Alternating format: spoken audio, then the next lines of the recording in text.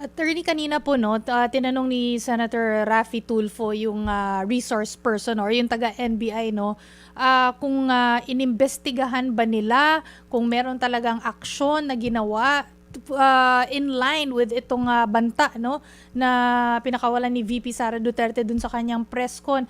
Need ba talaga ito, attorney, na malaman na meron talagang, for lack of better terms, assassin o hitman or mamamatay tao na kinontrata itong si VP Sara? Is it very important na malaman ito, na may aksyon na ginawa?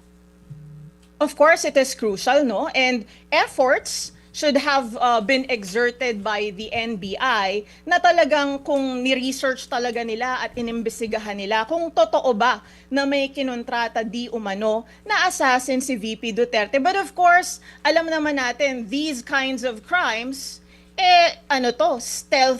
stealthily ginagawa ito. So, hindi rin ganoon kadali na in a short period of time ay masolusyonan ito or malaman ng NBI. But then again, that is also crucial. However, para sa akin, actually hindi naman kasi elemento ng grave threats yung pagkokontrata mo ng isang tao na gawin yung criminal act para sa'yo. That is why I don't think it will diminish the totality of the circumstances or evidence na sinabi ni Attorney Lotok.